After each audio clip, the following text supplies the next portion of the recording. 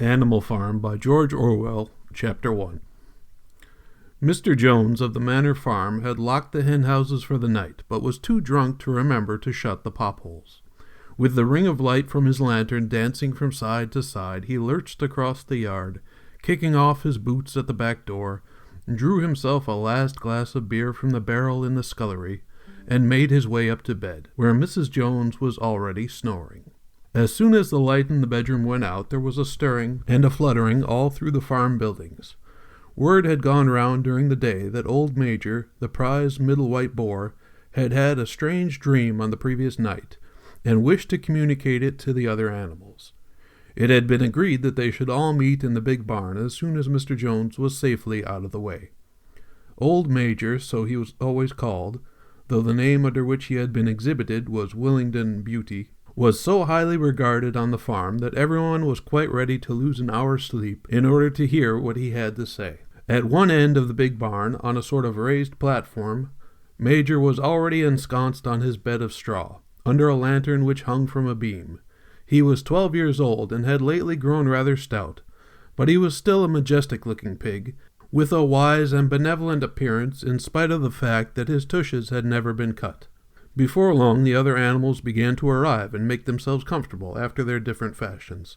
First came the 3 dogs, Bluebell, Jessie, and Pincher, and then the pigs who settled down in the straw immediately in front of the platform.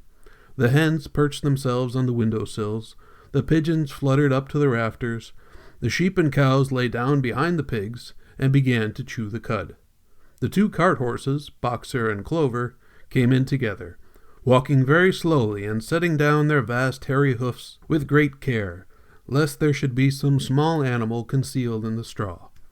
Clover was a stout motherly mare approaching middle life, who had never quite got her figure back after her 4th foal.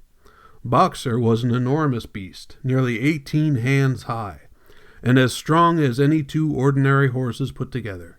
A white stripe down his nose gave him a somewhat stupid appearance, and in fact he was not of first-rate intelligence, but he was universally respected for his steadiness of character and tremendous powers of work.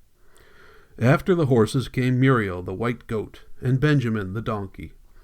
Benjamin was the oldest animal on the farm, and the worst-tempered. He seldom talked, and when he did, it was usually to make some cynical remark. For instance, he would say that God had given him a tail to keep the flies off, but that he would sooner have had no tail and no flies. Alone among the animals on the farm, he never laughed. If asked why, he would say that he saw nothing to laugh at. Nevertheless, without openly admitting it, he was devoted to Boxer. The 2 of them usually spent their Sundays together in the small paddock beyond the orchard, grazing side by side and never speaking. The 2 horses had just lain down when a brood of ducklings which had lost their mother filed into the barn, cheeping feebly and wandering from side to side to find some place where they would not be trodden on. Clover made a sort of wall round them with her great foreleg, and the ducklings nestled down inside it and promptly fell asleep. At the last moment Molly, the foolish pretty white mare who drew Mr. Jones's trap, came mincing daintily in, chewing at a lump of sugar. She took a place near the front and began flirting her white mane, hoping to draw attention to the red ribbons it was plaited with. Last of all came the cat, who looked round, as usual, for the warmest place, and finally squeezed herself in between Boxer and Clover. There she purred contentedly throughout Major's speech without listening to a word of what he was saying. All the animals were now present except Moses, the tame raven, who slept on a perch behind the back door. When Major saw that they had all made themselves comfortable and were waiting attentively, he cleared his throat and began. "Comrades, you have heard already about the strange dream that I had last night, but I will come to the dream later. I have something else to say first. I do not think, comrades, that I shall be with you for many months longer, and before I die I feel it my duty to pass on to you such wisdom as I have acquired. I have had a long life. I have had much time for thought as I lay alone in my stall, and I think I may say that I understand the nature of life on this earth as well as any animal now living. It is about this that I wish to speak to you. Now, comrades, what is the nature of this life of ours? Let us face it. Our lives are miserable, laborious, and short. We are born, we are given just so much food as will keep the breath in our bodies, and those of us who are capable of it are forced to work to the last atom of our strength. and the very instant that our usefulness has come to an end, we are slaughtered with hideous cruelty. No animal in England knows the meaning of happiness or leisure after he is a year old. No animal in England is free. The life of an animal is misery and slavery.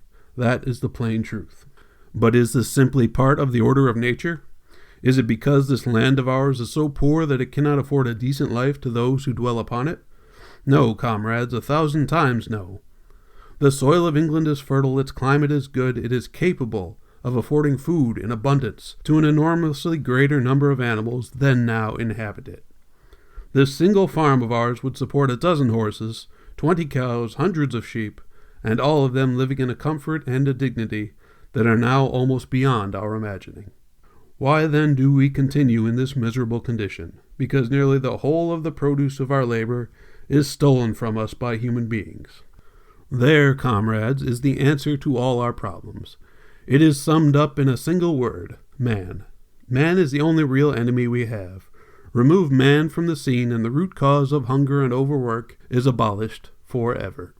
Man is the only creature that consumes without producing. He does not give milk, he does not lay eggs, he is too weak to pull the plow, he cannot run fast enough to catch rabbits, yet he is lord of all the animals. He sets them to work, he gives back to them the bare minimum that will prevent them from starving, and the rest he keeps for himself. Our labor tills the soil, our dung fertilizes it, and yet there is not one of us that owns more than his bare skin.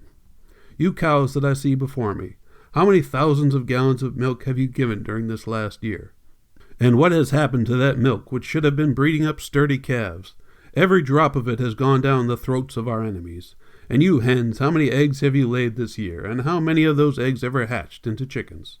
The rest have all gone to market to bring in money for Jones and his men.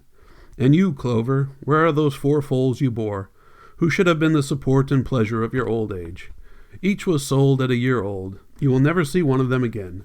In return for your 4 confinements and all your labor in the field, what have you ever had except your bare rations and a stall? And even the miserable lives we lead are not allowed to reach their natural span. For myself I do not grumble, for I am one of the lucky ones. I am 12 years old and have had over 400 children. Such is the natural life of a pig, but no animal escapes the cruel knife in the end.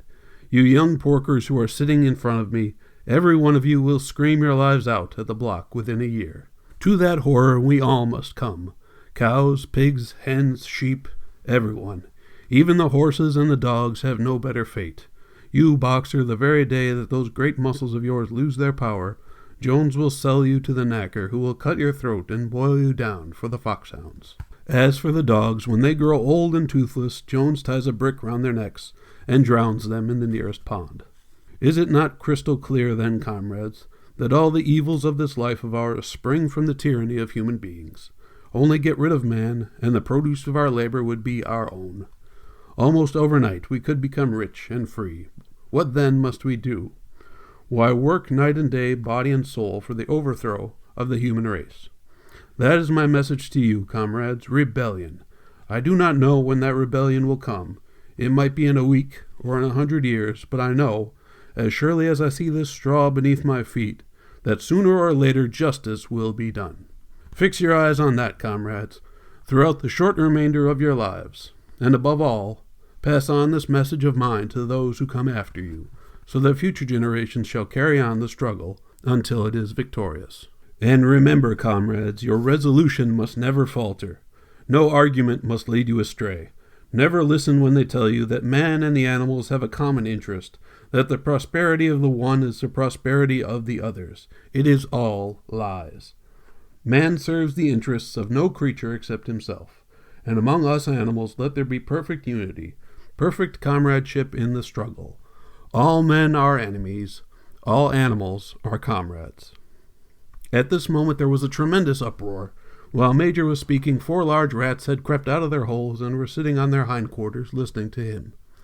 The dogs had suddenly caught sight of them, and it was only by a swift dash for their holes that the rats saved their lives. Major raised his trotter for silence. Comrades, he said, here is a point that must be settled. The wild creatures such as rats and rabbits, are they our friends or our enemies? Let us put it to the vote. I propose this question to the meeting. Are rats comrades? The vote was taken at once, and it was agreed by an overwhelming majority that rats were comrades. There were only 4 dissentients, the 3 dogs and the cat, who was afterwards discovered to have voted on both sides. Major continued, I have little more to say. I merely repeat, remember always your duty of enmity towards man and all his ways. Whatever goes upon 2 legs is an enemy. Whatever goes upon 4 legs or has wings is a friend. And remember also that in fighting against man we must not come to resemble him. Even when you have conquered him, do not adopt his vices.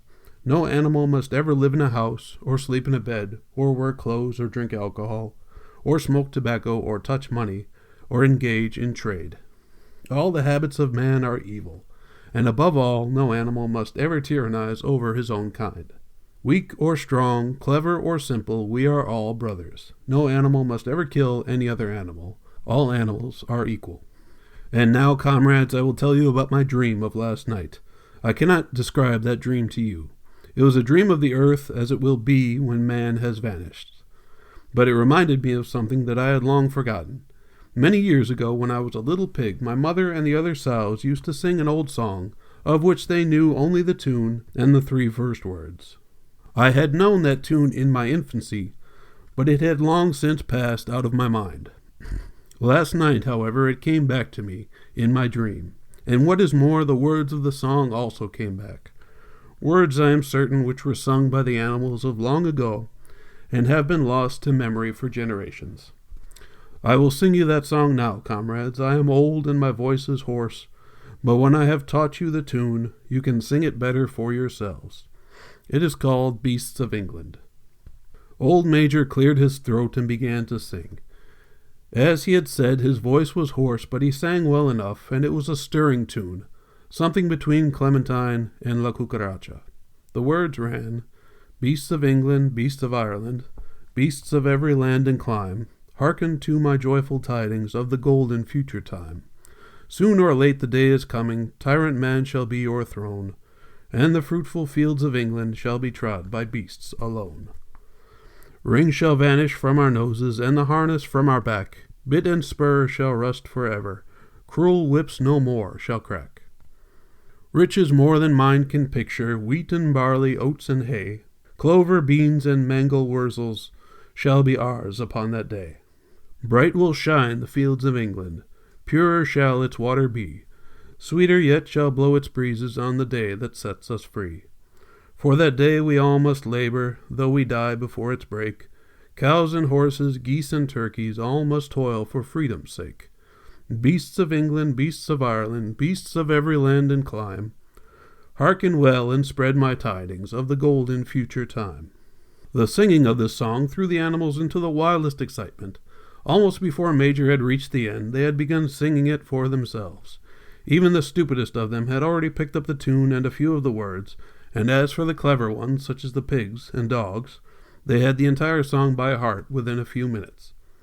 And then, after a few preliminary tries, the whole farm burst out into Beasts of England in tremendous unison. The cows lowed it, the dogs whined it, the sheep bleated it, the horses whinnied it, the ducks quacked it. They were so delighted with the song that they sang it right through 5 times in succession, and might have continued singing it all night if they had not been interrupted.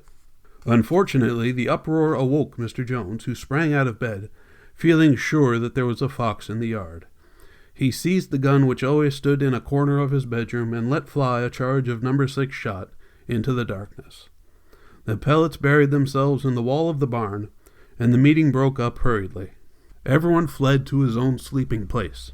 The birds jumped onto their perches, the animals settled down in the straw, and the whole farm was asleep in a moment.